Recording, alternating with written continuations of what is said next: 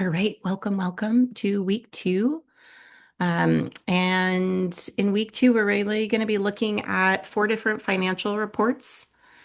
So here is our agenda for today. We're going to spend some time just talking about how the homework went. I would imagine that we have a range of like, I did it all to I did absolutely nothing and I was paralyzed in fear and I'm still here and I'm very proud of you for still coming. So we'll take some time to just kind of go through that. If there are any questions that you're running up against in terms of like using YNAB or any of the other tools that you're using, we can try and troubleshoot that. I think like collectively as a group, we can probably come up with some answers for you if you are getting stuck. And then we'll dive into four reports, financial reports that you might want to know how to make. Some of them are really only relevant if you are going to be looking for a loan. So just know that. I think it's really, I don't think we do enough financial education as we're like in high school and in college around like what it means to take out a loan and like when you take out a loan. And so I just want to give you some very like surface level information of like what a loan officer would ask for if you were to go ask for a loan. And I'm happy to dive in more to like what do people take out loans for?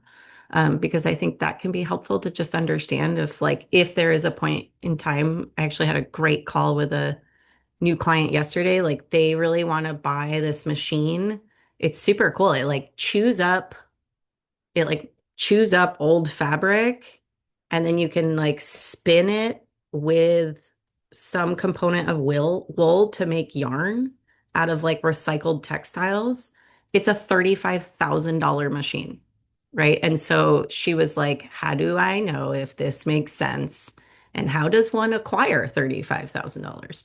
Right. And so like that's a place where like you're most likely looking at a small business loan and like what would you need to put together in order to like consider taking that endeavor on, right? So we'll talk a little bit about that. It won't be for everyone, but the budget piece will be for all of us. I think all of us can benefit from a budget. So we will start to build that budget today in class. So I'm hopeful to give you some time to start working on that budget today, just like filling in kind of the income line items and some of the expense line items. And that'll be your big homework leaving today's session, is to like finish filling in the budget for 2025. We'll go over I have a couple of quick announcements. I have a few workshops coming up that might be interesting to you. So I just want to make sure that you know that they're there. And then we'll have time for some Q&A if you have any questions, anything you want to talk about more. Any questions about the agenda? Feel good? Cool. Okay. All right. So like I said, we're on week two here. So I'd love to hear how the homework went. What came up for you? Like both questions, comments, reflections, especially folks that had to like talk to a partner about their budget. How did that go? Yeah, we're going to spend a little bit of time here. So feel free to share in all ways that feel comfortable to you.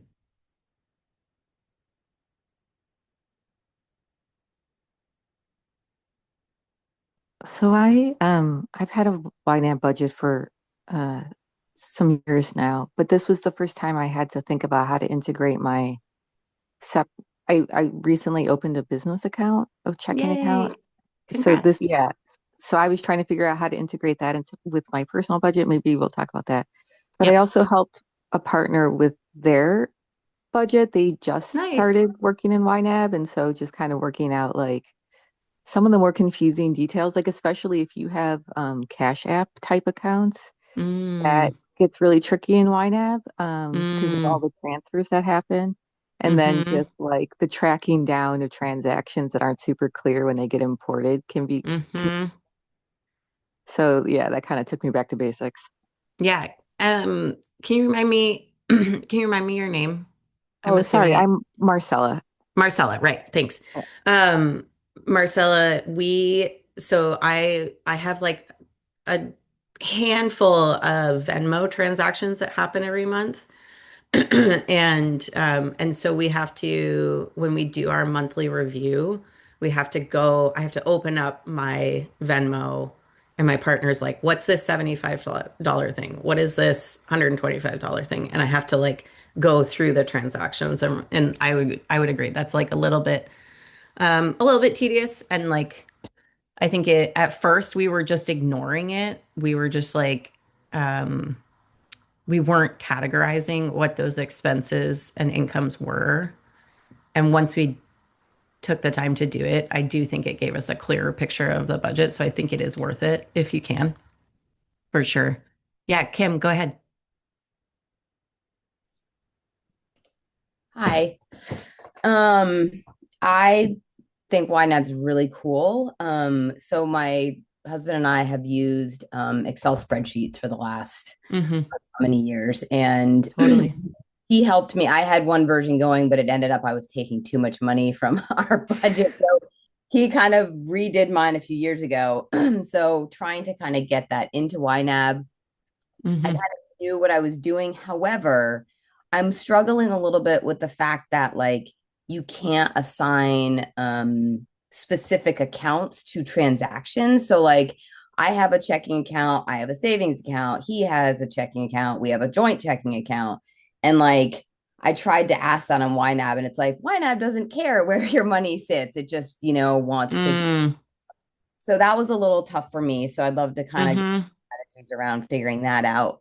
Um, but other than that, I thought it was a really great tool. And my husband was a little like, no, you do it and then I'll see how it goes and I'll get on it. So I've yet to show him it, but I think he'll be excited about Cool. so that was my experience. Cool. Thanks, Kim. I appreciate that. Yeah, Falami, go ahead. Oh, where should I start? Let's see. Where to begin? Well, after I had a mental breakdown on the call, because technology just, man, it just Yeah. fucks with me. And Hmm. that's how I felt when I moved too fast, Hmm. downloaded the app and then realized I should have waited till you gave us the code. Hmm. So Sure. I couldn't get the free month they give and the month you give because now Yeah, I had an account. It's yeah.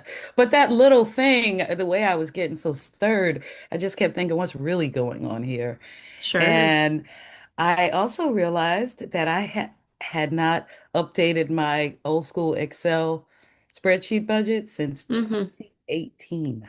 Okay. Okay. Yeah. So So, we had because some yeah, data to work with that was I missing a little just bit. found it. Yeah. Yeah, I just found Yeah. it. But I Okay. loved the person who last week said we call it a budgeting party. So I called it Hmm. that on the invite and told my partner and he said, I don't need you to call it a party. Everything I do with you is a party.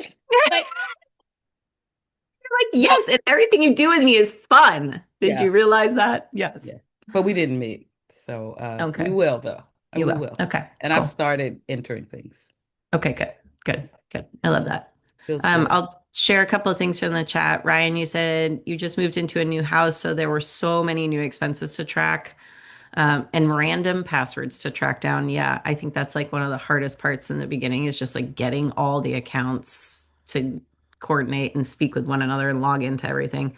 And if you're like my partner, you have a different password for every single login, and you don't write any of them down. And so we spend a great deal of time resetting passwords. But you're really glad to have the external accountability. Is that actually helped light a fire under your partner to help gather that information? Yeah, he tends to be supportive of anything I do that falls under the umbrella of homework. I like that. Casey, you said things that I said, oh shit, I don't know how much we spend on this. Felt scary. Yeah, absolutely. I agree with that. Um, Arden, the big fixed expenses weren't hard. We've done that before, but I got lost in the weeds on all the non-essential and non-fixed stuff. We're still working on it because it got overwhelming. Yeah. Um, and your partner noped out for right now. Yeah, that makes sense. Joe, you said we have a loose family budget, and apparently you haven't updated it since April. Whoops. So in preparation for today, I was like, better make sure my budget is up to date. I had not updated it since May, and I was like, okay, here I go. So your focus has been on your gym and making sure that it's running smoothly. You're hopeful tonight that your partner and you can dive into your personal budget a bit more. Totally. Is he in here?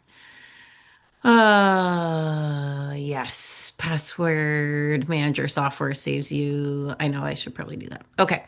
Any other? Yeah. Oh, cool. Susie, go for it. Well, first of all, it was an amazing exercise and something I've been meaning to do for years and years and years and years. And it just felt really good to like Yay. sit down and actually do it. Like Yay. amazing. Like I have been, you use the word ignore, and I've just been ignoring it Yeah. like for literally ever. I've never put myself on a budget, which is super embarrassing. Like I Yeah. just spend and hope I'm spending the right amount. And Yep. I can't believe I've been living like that.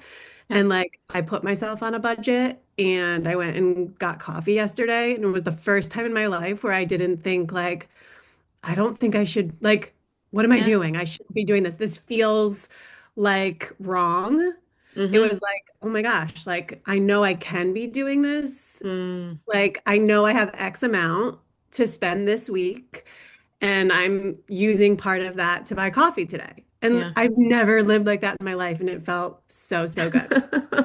Oh, One yay. struggle that I found, and this might be like an obvious answer, but like a lot of our bills are paid via credit card so that we pay it, but like Yeah. so we can get points, right? Same. So Yep. We I do the same think thing. okay, so I think YNAB is like counting it twice, right? Because it's counting Mm. like my credit card and the expense I put in. So I feel like my solution is gonna be to like move some stuff, like maybe have Okay. like a separate credit card for bills and a credit card for expenses. But you just said me too, so maybe you have a better idea. Like, how do Marcella, do you you manage have that? Yeah, it's not actually, well, I don't know what your budget looks like, but in my experience, what happens is it gets reconciled when you pay your credit card payment. So it's like hmm. you still want to categorize that transaction that you see from your credit card into this category for like your whatever that bill payment is. And then you'll see your credit card balance change over the course of the month. And then when you pay that credit card balance, it basically um, it's not double counting. You're just sort of Oh, moving, accounting the money like Hmm. as both an inflow and an outflow. And then when you pay it finally at the end of the month, like it's reconciled. But I don't think that you shouldn't need to separate out anything special like that. It should okay, just sort good. of Because we really don't Yeah. categorize. want to. Yeah. We didn't. We didn't. Okay. And I'll It'll be work fully itself out, transparent. you're My saying. partner is the one that's in charge of our YNAB. So because I was like, I'll do this, I'll do the business budget, you do the household budget so that we each are in Hmm. charge of one.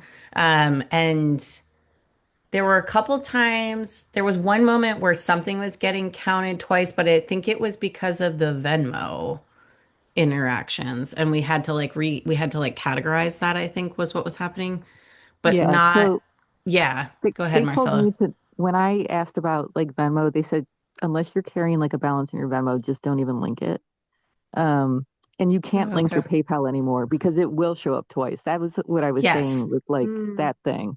But like a credit card is but the different. credit card Okay, shouldn't. good. Yeah. Okay, I think I just need to like give it more time and play with it more. And it sounds like it'll work itself out, which is good news because I really don't feel like moving all of my payments. No, no, no. I don't think you shouldn't have Cool. to do that. And I Okay, will great. say too, like anytime, and like depending on y'all's comfortability with like using AI, but like anytime I get stuck on a technical thing, like going to something like ChatGPT and being like, this is what I'm seeing, this is what's happening. Can you explain this in like super plain English to me?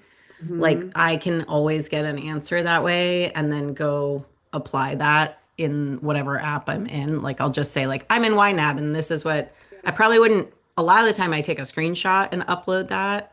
I probably wouldn't take a screenshot of your financials and upload that to Right. ChatGPT software, but Right. you could explain like what is happening. Yeah, and Marcella said in the chat that their customer service has always been great. I've Mhm. had really good interactions with them that way too. Awesome. Um, yeah, cool. Cool. Awesome. Well, I love thank that. Thanks so much for sharing. Yeah, the idea of like knowing, I had a similar experience. I like had met a friend yesterday to get lunch and we had agreed to have a brown bag lunch. And so I had packed my lunch from my house and I got there and she's like, I'm gonna buy lunch out. And I was like, I'm not gonna buy lunch out. because that's not in my budget this week. And Mhm. I already have my food. And it was like, and I felt a little silly. Like I felt like the easy, fun thing to do would have been like, oh, sure, let's just buy Me out too, lunch. yeah. And yeah, and so it was kind of like on the flip side of your example, it was interesting to be able to say, like, I actually know that's not in the budget this week. Yes. Like, And to know that. yeah, and to know that and like to feel like Cool. that's cool. Like I can make that choice and I'm in control of that. Like felt nice. Yeah, Yeah. It's totally. exciting. Yeah. Ah, thanks, Marcella. Okay, other things we had in here.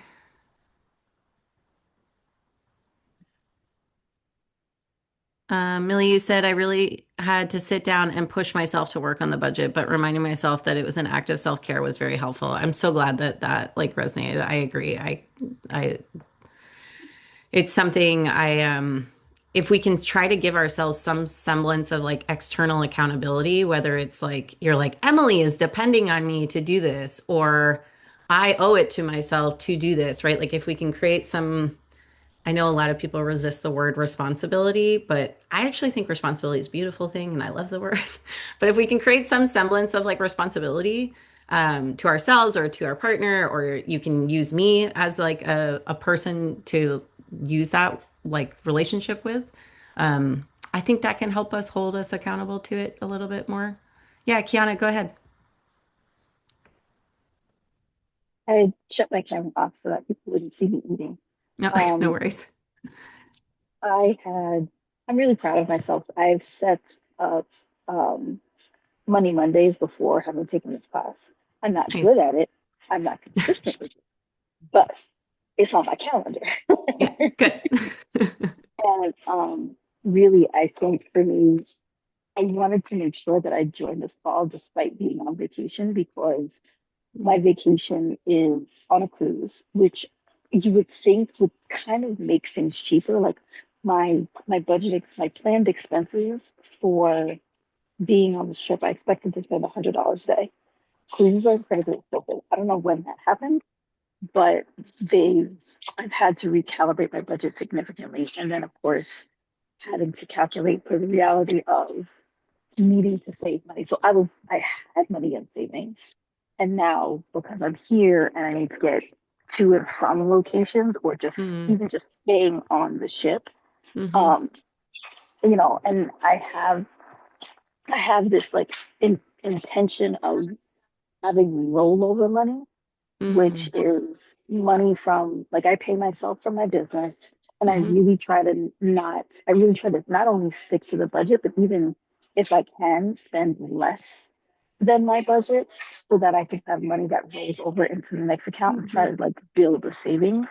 hmm Um, and I'm also on the schools with my mother who has horrible, horrible financial management. So trying to have that conversation from a place of love and intention, but also accountability and responsibility of no, let's not just like say, oh, well, it is what it is. Let's actually count our receipts, calculate hmm what we spent, and like hmm plan ahead hmm because and also we're in a foreign country, so I really don't want to have to transfer more money from my business account to me so that hmm I can fucking leave. Yeah. I don't want to Yeah. be stuck here. Yeah. So I've been able to calculate. I went back to just doing things on paper, and I even brought my book with me so that I could be prepared for today. Um, and I told my group people like, "Hey, I have a 3 o'clock. It's gonna be from 3 to 4:30, so go away. Leave me alone." So I've calculated what my budget is, what my regular expenses are. Um, so I'm proud of myself for sticking to it and like completing the homework and knowing for the most part where my money goes and where it should stop going. hmm Yeah, totally. Thanks for sharing. Yeah, love that. Any more reflections, shares, questions? Okay, what I would like you to do is tell us in the chat what is your next step with your personal budget, with your household budget? What is the next thing you need to do with your budget? And try to make it as like specific as possible. So what is the next thing you're working on this week for your personal budget? Is it, yep, okay. So Casey, you're gonna add the credit cards. Yep.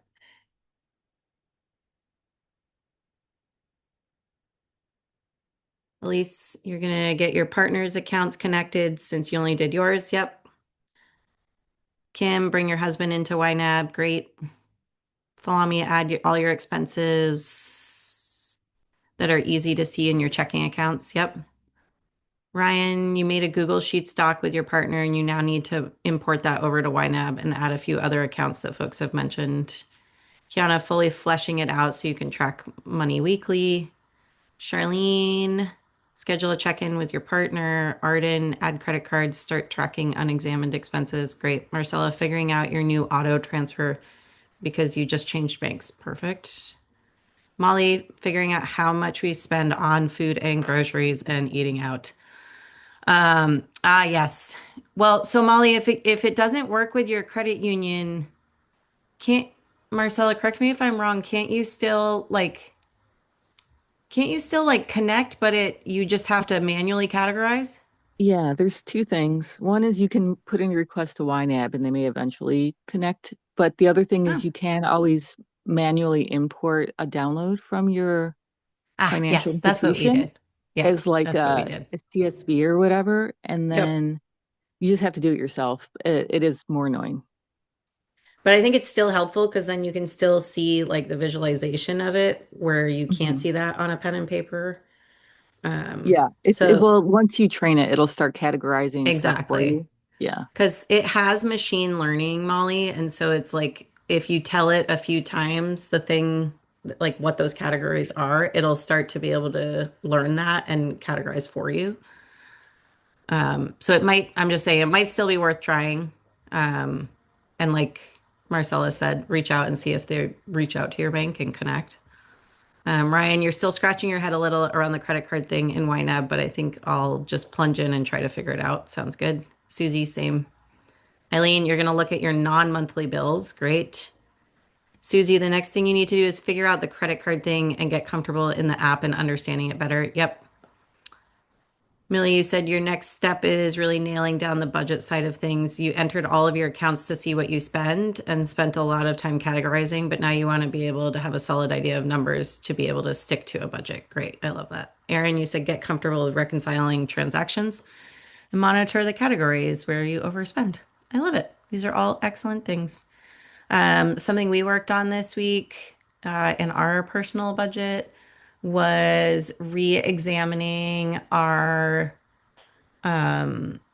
monthly subscriptions. That's something that like I try really hard to just like at least once a quarter check in of like what are we paying for monthly and are we still happy with that? My partner's current obsession is he's really trying to find someone to share trash pickup with us because trash pickup has gotten really expensive and we never fill our can and we're at the lowest frequency of pickup. And we were like, if we could find someone to share a can with, we could like cut that expense in half, which would be lovely. But yeah, so that's something we're working on. No worries, Kim. Izzy, you said your partner and you have been tracking your expenses for a few years, but we have yet to get the app and we use to totally work for us. Dialing in on the accuracy of your budget items would be a good action item for you. Great. Okay, cool. All right. Hold on to those things that you said. Make sure you add them to your to-do list leaving for today. Um, okay, let's take a quick sip of water, a deep breath, and maybe a little stretch as we transition. Okay. All right, so this next section, we're going to look at these four different statements. Or four financial documents. So we're going to look at a profit and loss statement. This is also called a P&L sheet, is what you'll hear people say sometimes. P&L meaning profit and loss. We'll look at a balance sheet. We'll look at a budget, and we'll look at a cash flow projection. So we'll talk about like what all four of these things are, why they're each individually useful, and when you might want to use them. I know for me, the first time I learned these statements, all these words just blended into a hodgepodge pile of words, and I just like kind of, my brain shut down. So, um, if you notice that's happening, just like maybe stand up, shake it out, take a sip of tea or something, and like try to re-engage when you feel ready. It's okay. All right. So the first one we'll start with is a budget, which many of you are working on in YNAB, right? The difference between like um, what expenses and incomes are actually happening versus what you want to be seeing, right? And so your budget is really your plan, right? A budget is a plan. It's what you're expecting to earn and what you're expecting to spend over, and it's usually over a set period of time, right? And so we're often looking for many of these documents, we're looking at a certain time domain that this document is relevant. And so our budget, we might set a monthly budget, we might set a quarterly budget, we might set an annual budget. We're looking for a money plan over a specific period of time. And why it's useful is it helps us set goals, right? Like it helps us understand, as Susie said, like when we can buy the cup of coffee and when maybe we want to like make the cup of coffee at home, right? And so like figuring that out for us. Um, and what it helps us do is like if we have a plan plus actuals. Actuals is like what is actually happening. If we have a plan plus actuals, we can sit there and kind of compare, right? We can compare back and forth of like what I thought was going to happen and what actually happened.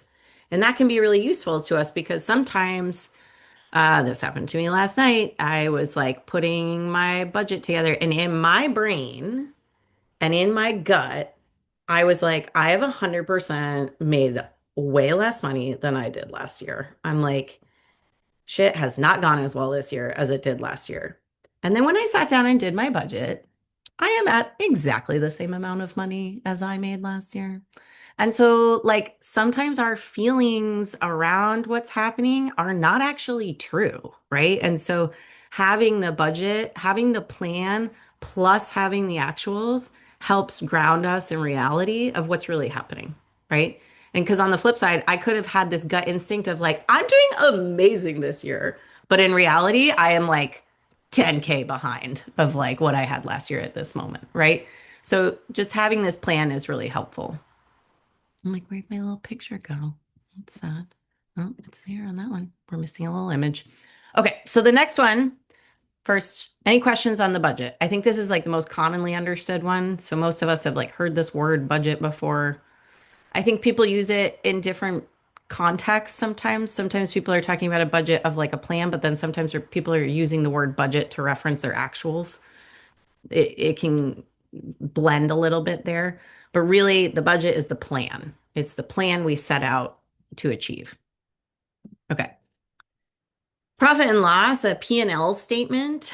This, I like to think of it as a report card, right? And so this is showing what you actually earned and what you actually spent. And the whole point of it is to tell you whether or not you made money or you lost money, right? And so, again, this is going to be over a specific period of time. So, if you were to approach a bank, they would be like, I want to see your profit and loss statement for Q1, right? So, they'd be like, for the first quarter of the year, for January, February, March, I want to see a P&L statement for that time period, right? I want to know how much you made and how much you spent. And were you in the red or were you in the black after that, right? And so what's helpful about this is it helps us like the when you when once your budget is fully filled in, like the business budget I'm going to show you, once that's fully filled in at the end of the year, that actually kind of becomes your profit and loss statement that you hand over to your accountant, right? Your accountant is like, show me all your financials from the previous year. What I like about the budget I'm going to share with you is like it's our budget, but it also becomes our P&L statement for the year, right? And so it's kind of doing two things at once there. So it can help us be ready for taxes. It can also help us pick up trends, right? So we can start to see. So for me, like I've been filling out this budget spreadsheet for I think 3 or 4 years now. And so I can pull up all 4 spreadsheets and I can see that sure enough, every July, August, all of my money goes buy, and I don't make a lot of money and it's stressful. And every year I'm like, what is happening? But if I open up the spreadsheets, I'm like, oh, girl, this happens every year. And then come September, you're fine. Right. And so, like, we can start to plan for that. Right. We can start to feel confident in knowing like there's going to be dips and then it's going to come back up again. Um, Casey, you said, I just really like having two different words for the plan and the reality. Yeah, totally. I love that. And Joe, you said, do you define profit as revenue minus expenses? No. So in a P&L statement, it's just looking at all the money coming in and it's looking at all the money coming out. And they're usually going to be on like separate pages or separate columns. So it's not looking at, I mean, at the end of that document, you're going to see like a net profit. So these are two terms that could be helpful also for us to make sure we understand.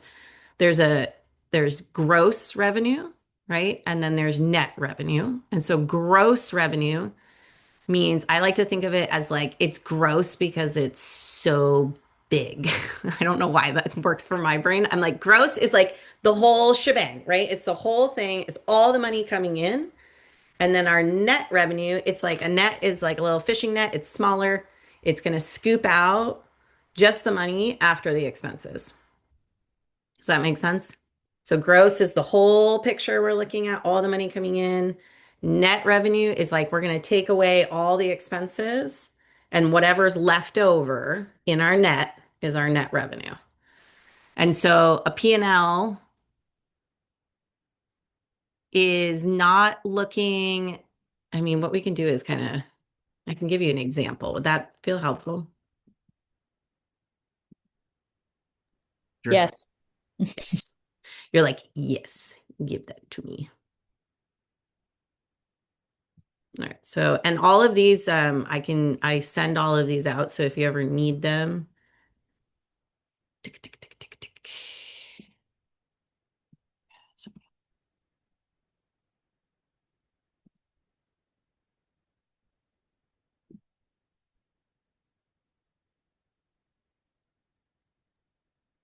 back to delightful faces. Okay. All right. So this is, blow this up so you can see it better.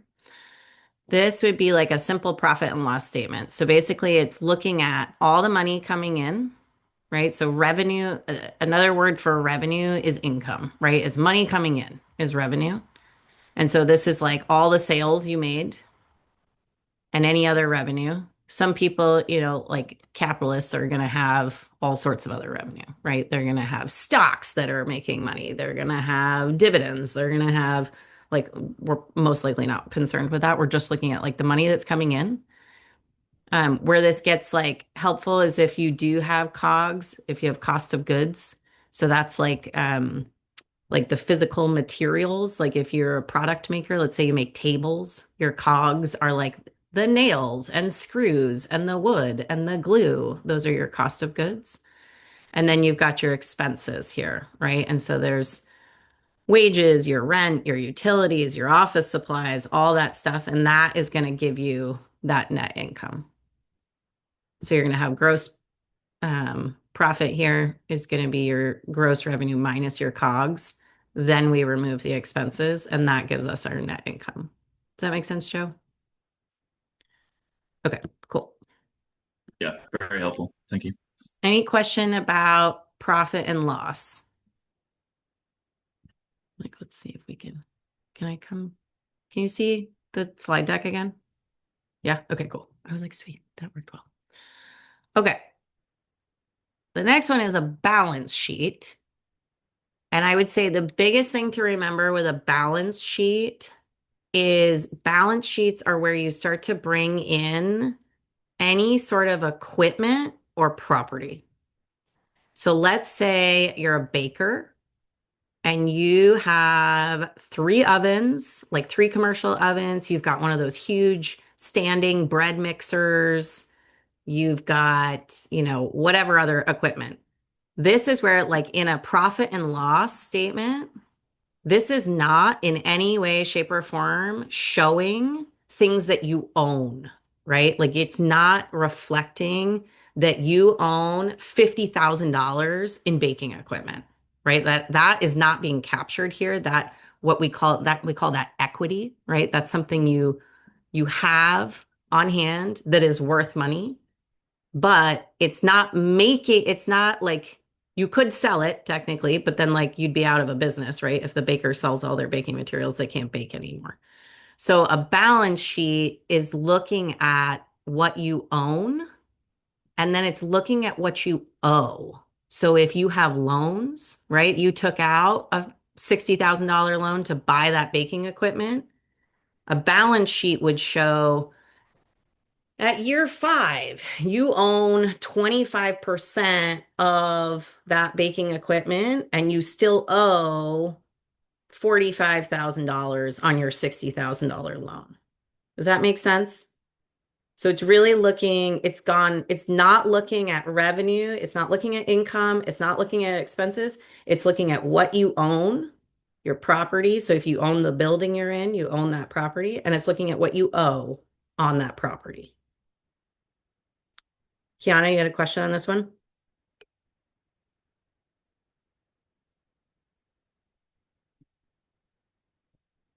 Sorry.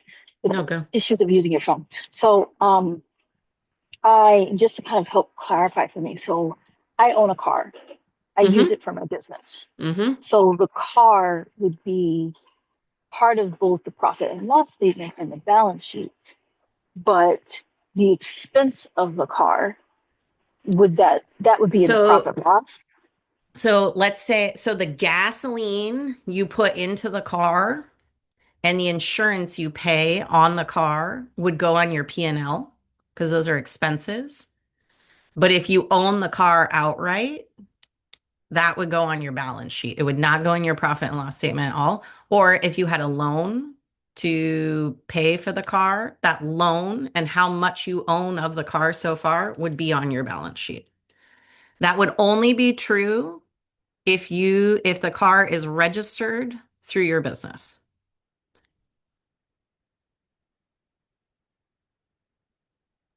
I have a part two then. Yeah. So I personally own the car. I feel like this might be a question for next week or some future date. Is there a way for me to transfer the ownership from me to the Yeah. business? And that's a place that like someone different than me is going to be necessary to weigh in on the benefits of whether or not you want something to be owned. This is where like getting a lawyer on board or an accountant is helpful. Sometimes you need both. So for instance, I have a client who owns horses and she owns the horses personally.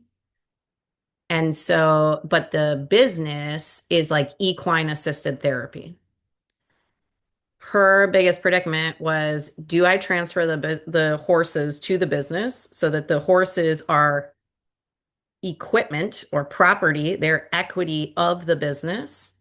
The problem with this is if she gets sued, they can take the horses, right? So this is scary. It's like, I don't know if I want to make the horses vulnerable like that.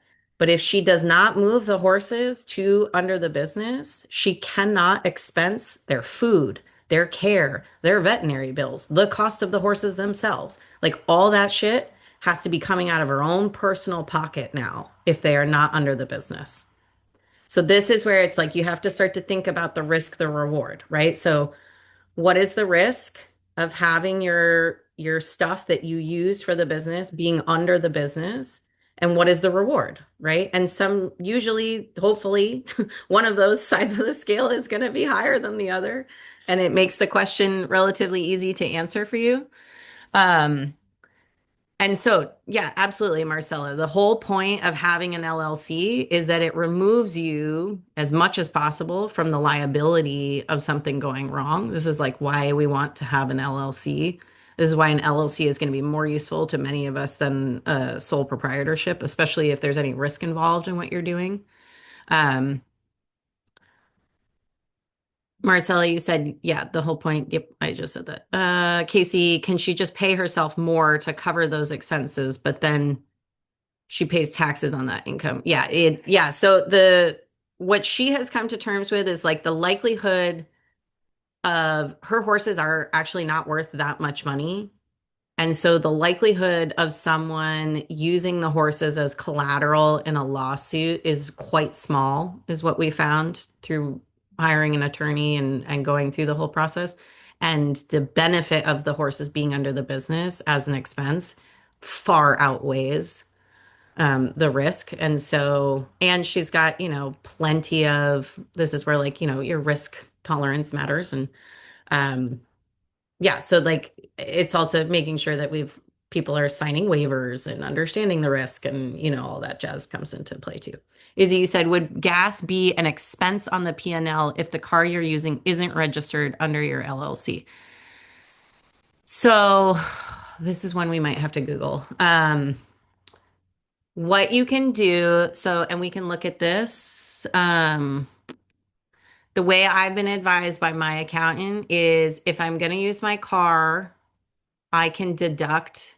You can Google what the deduction is for mileage under a personal vehicle. It's like it changes every single year what the mileage amount is. So you'll just look it up. And so you're tracking, what you need to do is track the mileage that you're using. You do not track the gas. You can only track the gas if the car is 100% owned by, thanks, Charlene. If the car is owned by the business, then you can deduct 100% of gas. But if it is not, you're only tracking mileage. Really good questions, guys. Okay, we feel good so far? Yep. Okay.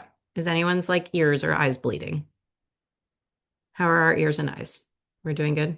Yes? Okay. All right, so the last one is what's called a cash flow projection. So this is more of like, think about like looking in your crystal ball and you're predicting when cash will come in and when cash will go out. This is helpful because, like our budget is kind of like, I think this is one of the hardest ones to differentiate, like cash flow projection versus your budget, because in a way they have some overlap. Your budget is really like what you're planning for. I am planning that my business will cost this much. I am planning that approximately this much revenue comes in.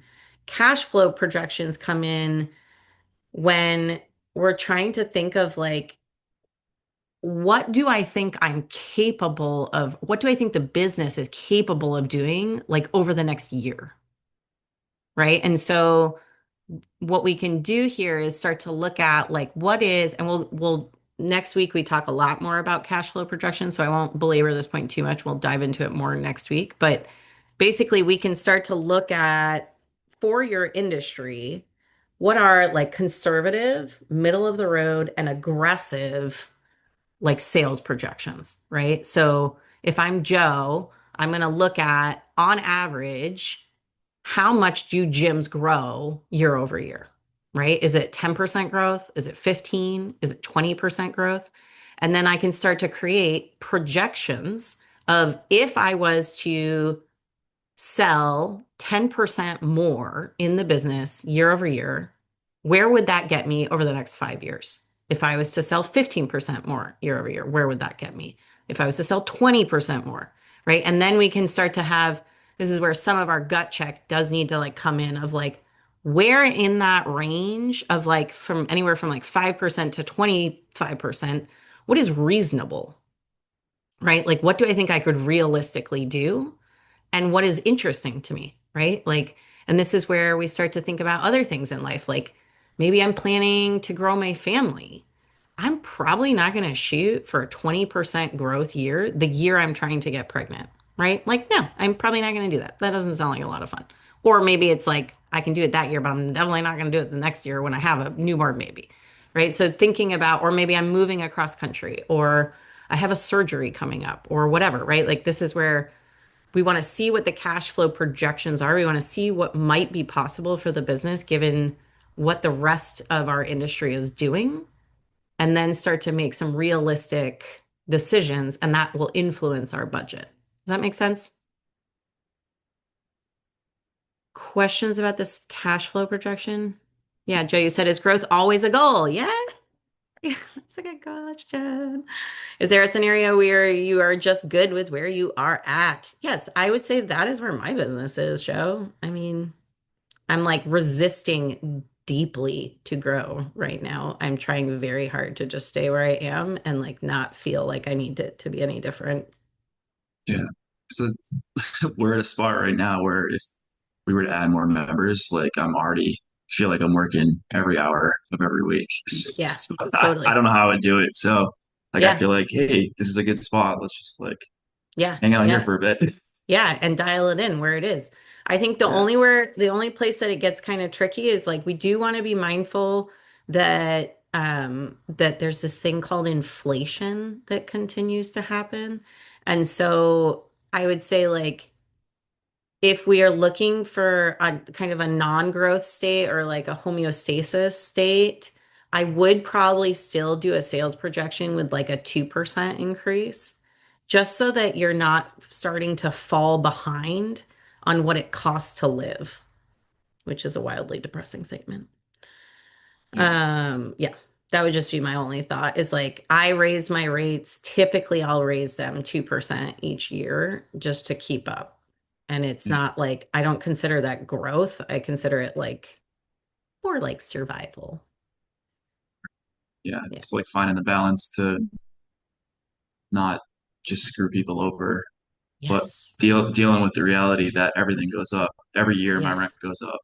Um, Yes. I'll Exactly. get bills and I'm like, oh, I guess it went up this month Yeah. without anyone telling me. So Yeah. I just like renewed my membership for a networking club that I do. And last year it was 165 and this year it was 185. And I was like, hot diggity damn. I was like, that like I feel that $20 and I'm sure she's feeling that $20, like I don't blame her. But yeah, it's like everything just keeps getting more expensive. And we'll talk about this next week too, of just like how to start getting creative with how to make these budgets make sense and make the budget work.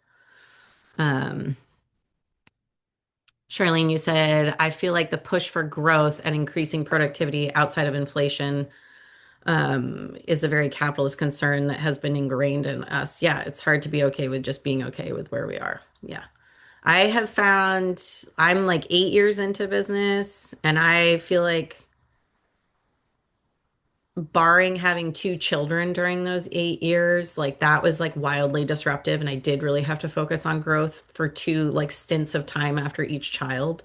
But since like over the last, I would say like almost 3 years now, I've been able to really just kind of coast at where I'm at, and like where I'm at is enough. And that has felt really good because to Joe's point, like I don't know how much more I could give, to be honest. I mean, there's a limit to like how much we can produce unless you're wanting to change the business model. And I don't really want to change my business model.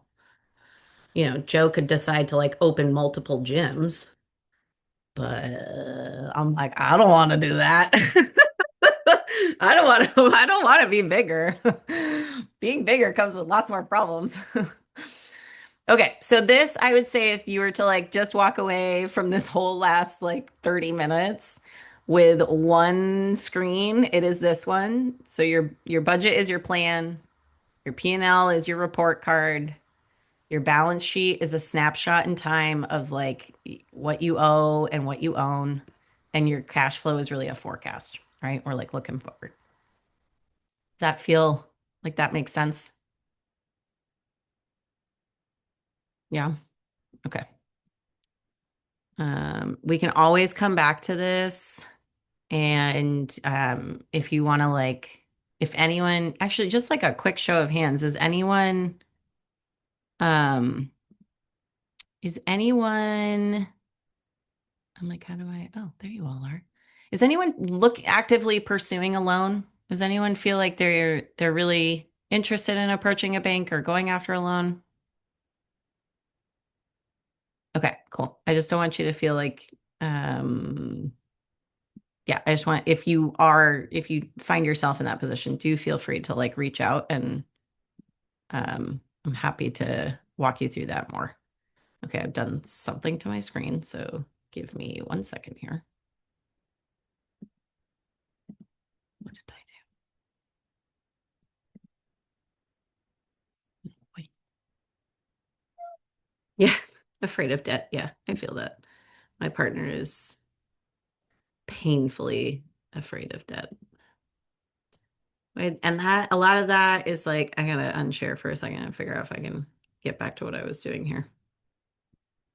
A lot of that is about our money stories, right? It's like, what were you taught about debt?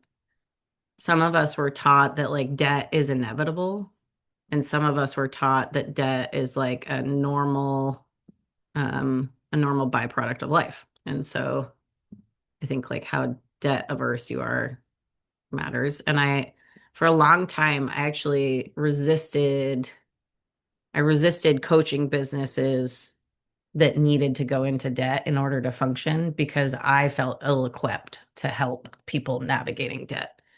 Um, and, but I've since learned like there are some legit, kind, honest humans out there who understand debt and understand when it makes sense to go into debt, who are happy to help. And I've found a few of them. And so, um, just finding folks that you can ask those questions to, of like, when does it make sense to go into debt and when doesn't it? Okay, so last little part about here, and then we'll hop over to the budget. Just in terms of like when to use each of these, for most of us, we're really just using the budget. And I like to start it at the beginning of every year and use it throughout the year to fill in. Um, like I mentioned, our budget that I'm going to show you next is going to act as both. It's going to act as a budget and a P&L statement. And so I'm filling in, I'm projecting on the budget and planning on the budget for the year, but then I'm um, reconciling it, right? I'm making it true at the end of every month. So at the end of every month, I'm going to go in and I'm going to fill in my budget with my actuals. And then I would say, like, for a lot of business owners, we spend entirely all of our time in the present moment trying to keep our head above water. And we really need to find some time to think about future projections and like what is possible. And so just making sure you're giving yourself some space to think about what's coming down the road. And we will talk about that in a second. I don't know why all my graphics are being funny today. Okay, let's hop over. So what I'm going to do is I'm going to share this spreadsheet in the chat. And I'm going to show you how to make a copy so you can edit it, because it's set to view only. All right. Yep. And move our little faces here. There we go. All right, so if you are not well versed in Google Sheets, you're going to come up to File. Yours is going to look a little different. It's not going to have any numbers in it. It's a blank document. And you're going to go to Make a Copy. And then I recommend renaming it. I like to put the year. Of course you use this, Casey. And then I like to put my name, just so you know whose it is. And eventually you might have like a nice little folder in your Google Drive that's all your taxes and all of your financial stuff, which could be good. Anyone having an issue with making a copy of the document? I'll give you a second.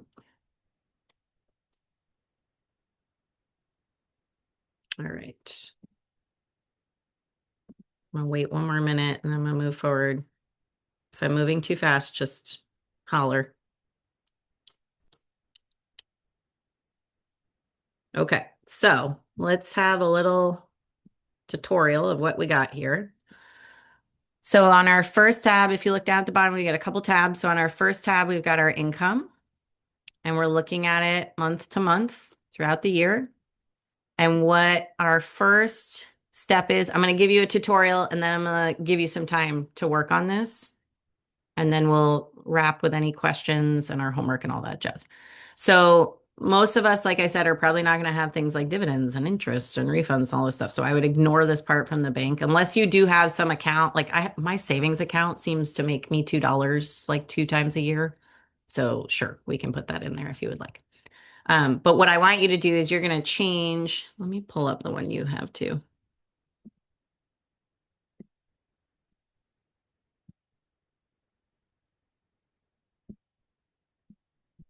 So on this one, those were some examples from another class I taught. This was a woman that did, she does like block printing and murals, and she's an artist, right? And so what we're looking at is all of the different ways that you make money. And what we want to do is separate these out. So for instance, I am a VSAC grant provider. So folks that live in Vermont can get a grant to work with me for business coaching for free. It is the exact same offer as this pay out of pocket one, but it's very helpful for me to see, right? So if I come here, I can see like I'm getting twice as much money through VSAC as I am out of pocket. This is helpful because when I'm thinking about my plans and I'm thinking about my projections, I'm thinking about my goals for the year, I know this VSAC grant works and I should definitely be spending time on it, right? Like I should be spending time marketing it and promoting it. If these things were reversed, these numbers were reversed, I would like maybe have different goals around that. So what I'm trying to do is separate out in as many ways as I can all the different ways that I get paid so that I can start to make like more informed decisions about what I want to focus on. Okay, so that's our income. The second tab over is our expenses. And what I've done, which I'm not going to lie, is quite the gift. This is pretty lovely. All of these categories, advertising and marketing, legal and professional, memberships and subscriptions, office expenses, professional services, donations, all these categories, these are the categories your accountant uses. So these are like standardized categories that are used for tax preparation. So instead of like having previously, what I have had is like a whole hodgepodge of expenses. And then my accountant is like, girl, you have to categorize these. And then I have to go back in and like figure out what categories all these things fall into. So what I've done is just given you the categories and you'll have examples of the kinds of things. Granted, I'm a service business, so your business might be different, but the different kinds of things that would be in those categories. Does that make sense? Good, good. Okay. And then the next tab over here, we start to get these fun little summaries, right? And so we start to see our income versus our expenses. I do not have a very expensive business, which is lovely. Some of you are going to have much more expensive businesses to run than I will. And so these bars you might have way less profit margin on your bars. It shows us down here a nice little report, right? Obviously, this is not filled out all the way. We don't have all of the rest of the year here yet, but it gives us an idea. And then the other thing I added that I think for folks that are service providers that's helpful is I added a tab to mine. You don't need to do this, but I added a tab to see like so that I could track how many clients were coming in per month.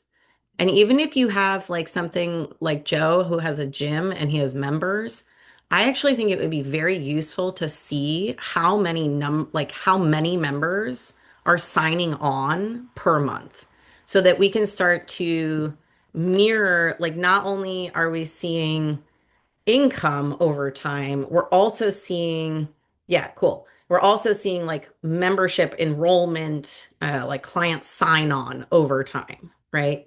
And so that's something like I don't have a huge, clearly I haven't updated this part yet, but I don't have a huge volume of humans interacting with me. So this part is pretty easy for me to track. If you have a large volume, we might want to track this differently, not like in a spreadsheet. Okay, so we're going to come back here. What I want to do now is I want to give you about 5 minutes to just write in the different income sources. I'm not asking you to put the financials yet. I just want the titles. Does that make sense? Okay, any questions? Okay, I'm gonna give you about 5 minutes. If you have any questions about like differentiating between income sources, let me know.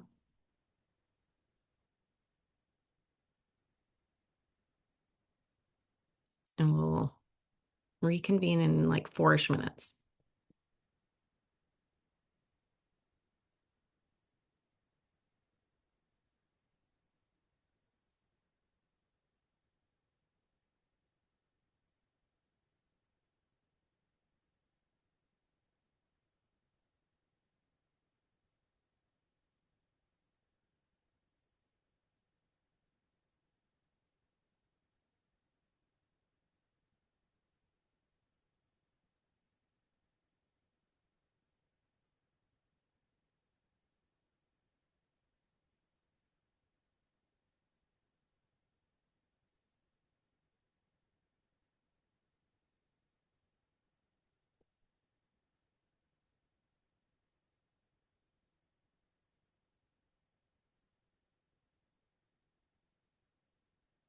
I'm thinking of like Elise. If I'm Elise, I might also spread out.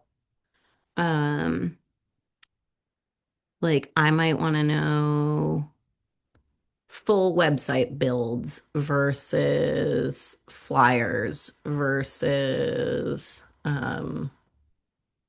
like branding packages versus, right? So like I would want like I want a good amount of detail because I need to be able to make decisions from this, right?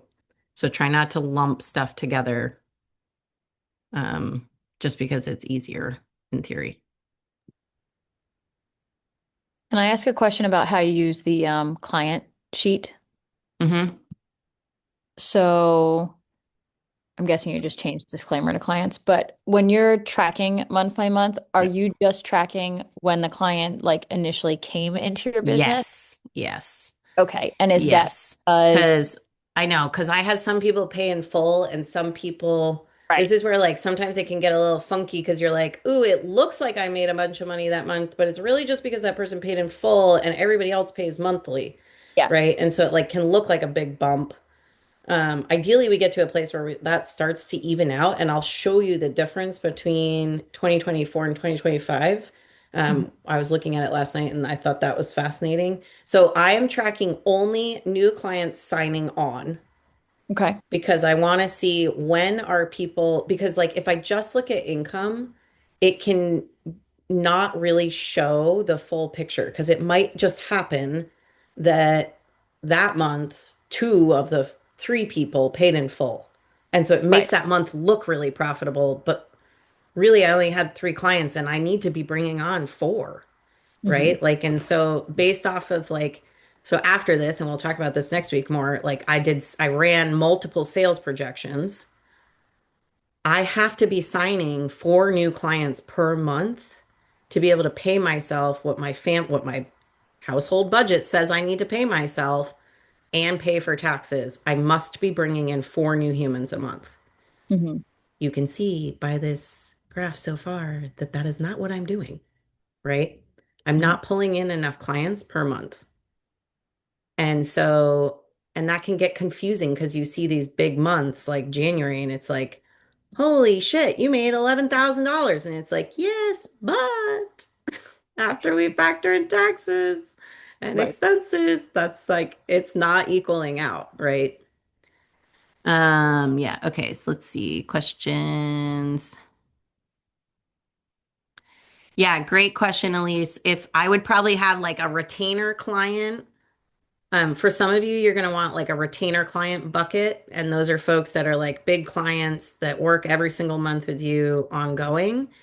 You might also at least have those 2 even separated out. So it might be like retainer client A, and we see their retainer, and retainer client B, and we see their retainer. Because not to like put bad juju into the universe, but like you might want to know what would it look like if retainer client A left, right? Like how big of an impact would that have? And what would I need to do in order to replace that? So again, it's like the more detail we can get here, the more informed we can be about the budget. Susie, you said if you have an online shop, is the income source the overall shop, i.e. Shopify, or do we list out our individual products or categories? How many products and categories is it, Susie? I don't know. I'm Is it guessing like like 20 dozens? products. 20. What? 20? 20. Yeah. So for product folks like that, I personally would want a line item for every single product because I want to know what are my highest. Like I had a product maker. She had, I would guess, over 50 SKUs. And she was like, "You're going to make me Hmm. draft out every single one of these." And I was like, "Yes, I am." Because I want to know which of your cards are actually selling and which are just sitting there. And like, we need to know. And so, like, you should be able to hopefully pull that pretty easily from your Shopify, I Mhm. would think, right? Yeah. Yeah. So, like, pull your inventory. I've determined one day to do a whole series just on inventory management because my God, that is a Mm. problem. But I digress. Yes, I would want to know, at the very least, I would want to know categories. So if it's like 5x7 prints, 9x12 prints, postcards, cards, like at least I would want to know the categories. But I think it would be very useful to know um, inside those categories, like what are your best sellers and how do those best sellers change over time? Like, are they seasonally dependent? Are they, right? Like, the more granular we get, the more choice we have. Cool. Thank you. Totally.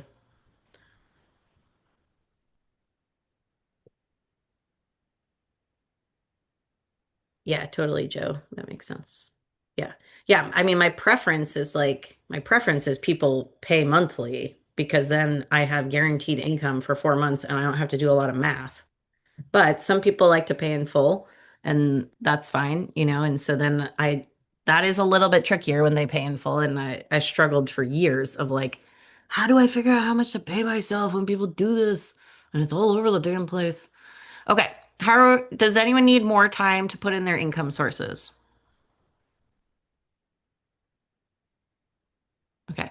If you need more time, like for folks that are doing kind of inventory things, this will be obviously part of your homework to continue working on.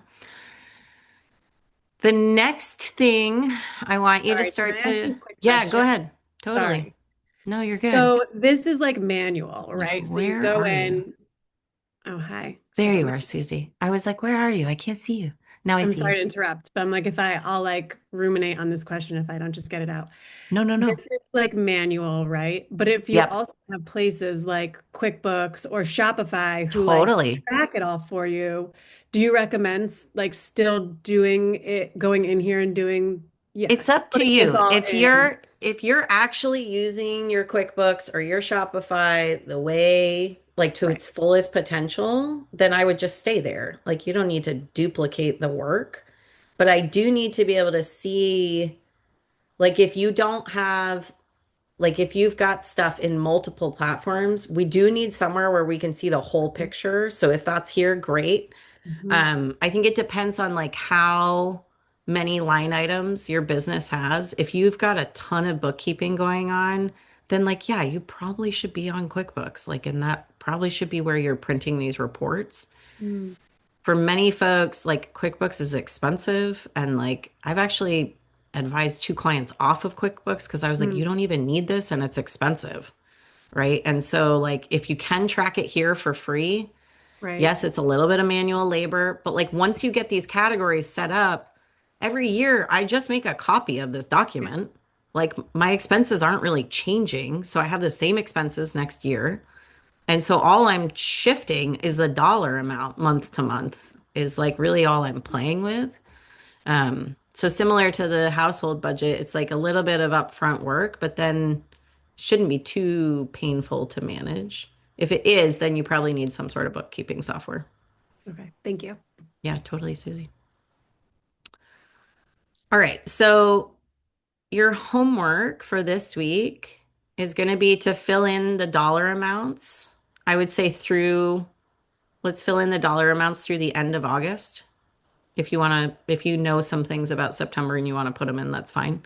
But let's fill through the end of August. I want you to fill your income in through the end of August. Okay. And then, because I know many of you are still working on your personal budgets, all I want from the expense tab for this next week is just the categories. Don't worry about filling the dollar amounts in for your expenses this next week. So I'll say that one more time. For your income, you're going to fill in the dollar amounts through the end of August. For the expense tab, you're just filling in the categories. So you'll see I have a bunch of pre-filled in categories in that expense tab right in here. Obviously, take out the ones. I would recommend not deleting sections. It'll break the function in the spreadsheet, which is annoying for you. If you know how to hide sections, you're welcome to do that to make it shorter. But what I want is for you to just go in and put all the categories that you think you need. That might mean taking a look at your bank account or your credit card statement and just seeing like what are the things I pay for. For some of you, you'll have like show of hands who works from home. Yep. Okay. We have some folks. Cool. So you can deduct a percentage of like your cell phone, your internet, your office space, right? Like if you, and that's all stuff that you can easily find like the equation for that with a quick Google search. Just like how much of my cell phone can I deduct on my expenses, right? We can put that in. Um, Try to think of anything else.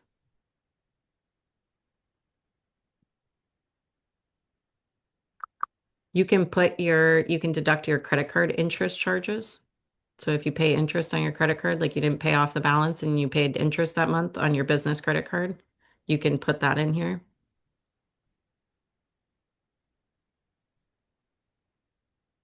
Oh yeah, even if yeah, totally. Totally, Joe. For things like your phone, you don't have to work from home to deduct. Absolutely. Thank you for clarifying. Um, if you want to deduct your office space in your house, like we argue that the room in the basement is actually our office. And technically, there is a desk down there. But I come up and you're not allowed to deduct a multi-purpose room. So, like, if you work out of your kitchen or you work out of your living room, you're not allowed to deduct that space. But the way I get around that is just like having a room that you can hopefully, like, we have a guest room downstairs that has a desk in it. And I'm like, that is an office. And so I deduct that space. Hopefully, you all do not decide to go report me to the IRS. Yeah, exactly. You have to like have an extra space that is only used to conduct business in order to deduct it, which is, I was so furious about that when I lived in Jersey with this teeny tiny 1 bedroom apartment. And so I worked out of the kitchen and my accountant was like, you can't deduct it. And I was like, fine. And so I said the dining room was the office. And I like put a desk in the dining room and I was like, we don't even eat in here. We eat standing up over the sink. Leave me alone. I'm deducting this space. Okay, so we've got any questions just on like what your homework is on this spreadsheet? Does anyone feel unclear about that? Good. If you're like, I'm loving this, I'm gonna put all my expense money line items in, like go for it, of course. But I don't want you to feel overwhelmed. I think the expenses is the most tedious part. For most of us, the income there's like not that many revenue streams for most of us, so it's pretty easy to capture. And tracking income is much more exciting than tracking expenses. So many of us are more willing to look at those numbers. Um, yeah, totally. So Izzy, you said what about what you spend on equipment? You have a lot of folding tables over here. Yeah, so I would probably this is another moment for ChatGPT. If I don't know what category to put something in, I just copy the column and throw it in ChatGPT and say, where would my accountant want me to categorize folding tables? Just know you could do something like that. But I think I would probably put that under office expenses would be my guess is like I would put, I would table that under there. I'm hilarious. So funny. Kiana, what if your office is in a home you're renting out of? I believe that's fine. You can still deduct from your rent. I'm pretty sure. Double check on that. Don't hold me to that, but I'm pretty sure you can still do that. Yeah, I was like, I'm pretty sure I did. That's what I was doing in Jersey. We were renting and I was deducting our dining room. So yeah, I feel like that makes sense. Okay. How are we feeling about the business budget?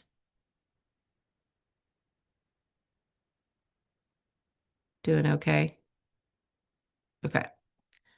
So I'll just show you real quick one thing that like when I was preparing for this, just something that you can kind of like something you have to look forward to. Uh once we start to have like year over year data. So this is my year last year. And this was, last night I was like, man, I'm absolutely certain. I wish I could like show you these side by side. I was like, I'm absolutely certain that I am making less money this year. Let's see if I can kind of stack these for us. And last year was actually like, if we look at it, let me move your faces over here. Last year was much more volatile than this year has been. So if we've got, sorry, I'll try and make this so we can see both things at the same time. So the top one is 2024. If we're looking here at total in-house, I had a lot of volatility. Like months that I was making 13,000, next month I made $700, right? Like really big swings. And when I was like, in my head, I was like, 2025, summer 2025 was the slowest summer I think I've ever had. And look at this. This is this summer. 6,000, 4,000, 4,000. Last summer was like 1,500, 1,300, right? But then I had this, like my memory was skewed because this was a huge grant that came in, but it was work that I had done from January through April. And it was just a really delayed payment. So like it's helpful for us to have this ability to kind of reflect on like what are the trends we're seeing year over year, right? Is my gut instinct, is what I think's happening true, right? And then being able to give context to these like big spikes. Whereas this year, like I haven't really had, January was a good month, but like it's been much more consistent year over year, which honestly I would prefer. I would much prefer like a consistent thread over time. Um, but yeah, absolutely, Ryan. It's crazy how much we can convince ourselves that we're doing less when like really we're actually doing okay. But what was also helpful is I was like in my head, I was like, this year I made way less money. So that means I'm going to pay way less in taxes. Thank God. And then I came here and I was like, girl, you got to get paying taxes. You did not make less money. Like that was not true. Like that's not something to rest on. Right. And so that was helpful because then I was like, okay, ChatGPT, take the average of what I did so far this year. Let's say that I continue that trend throughout the rest of the year. What am I going to owe in taxes? What do I need to be saving for right now? Right. And that's helpful. That gives me like real numbers right now. Um,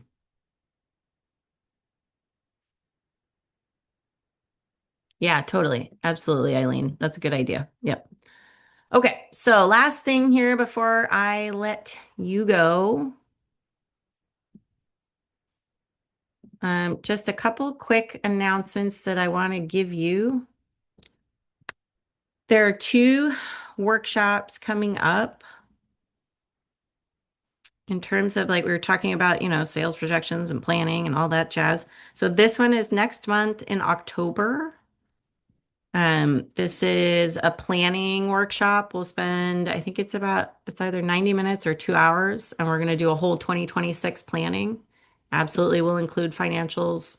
But mostly what we look at when I do a planning session, I look at the 4 buckets of business. So there's marketing, there's sales, there's delivery, which is like how you actually deliver your product or service. And then there's internal systems. And so like what this series is built on is internal systems, right? We're working on the stuff behind the scenes.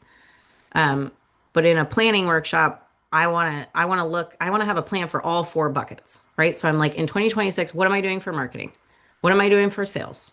What do I want to focus on in terms of my delivery? Like, is there anything I want to change or bring on board or anything I want to stop doing? What does my pricing look like?